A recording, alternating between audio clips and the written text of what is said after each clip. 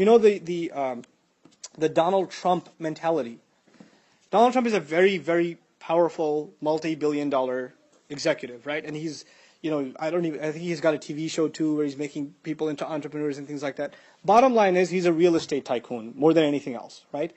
And you know how real estate in this society works. You buy, and you buy, but you don't pay for it. You use your credit to buy, and you don't make the maximum payments. You make what? The minimum payments. And now your credit is being built. When your credit is built, you buy again. You rent it out or whatever, and you keep building your empire. Now, if the Donald Trump-like billionaire was to pay off every one of his properties today, would he still be a billionaire? No. What's his idea? His idea is, how long am I going to live? Another 50 years, 60 years, 100 years? How long am I going to live? I'm going to live a billionaire, and after that, if my payments aren't being made, who cares? I already partied my way out. So this entire deficit will be passed down to the next generation. I couldn't care less.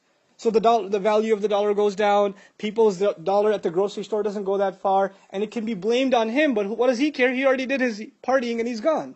In other words, don't think about anyone but who? Yourself. Jama'a malan wa addada. This is at the heart of capitalist thinking, at the core of it. Now compare this to the mind of the Muslim. Just one more smaller example, because this is dealing with economics, right? A home. Home ownership in this country is a big deal. And of course it bubbled and collapsed and all of that. But just put it in very simple economic terms, even like an elementary school child can understand. 100 years ago, somebody buys a house. Somewhere in New York City. Somebody buys a house. Let's say they pay $50,000 for it. But they don't buy it cash, and they don't buy it interest-free. They buy it on a mortgage. So they end up paying over 30 years, not $50,000. What did they end up paying? $150,000. Okay, now it's time for them to sell it. Are they going to sell it for $60,000? No, they ended up putting in $150, so they should at least sell for $200 and $250. So they sell it for $250. The next buyer comes in, buys the place for $250, but he didn't buy it cash. What did he buy it on? Credit. So he's not going to pay $250. Over 30 years, he'll pay $400, $500,000. When time comes for him to sell it, it keeps going up, right?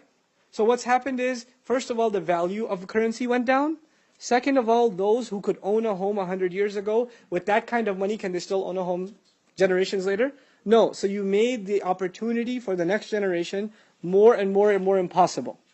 This is what riba does. This is what jama'a malan wa addadah does. It creates problems for the future. Now compare this to the Muslim mind. The Muslim mind is, you have an old man who's already got a foot in the grave, and he's planting a seed in the ground for a tree to grow.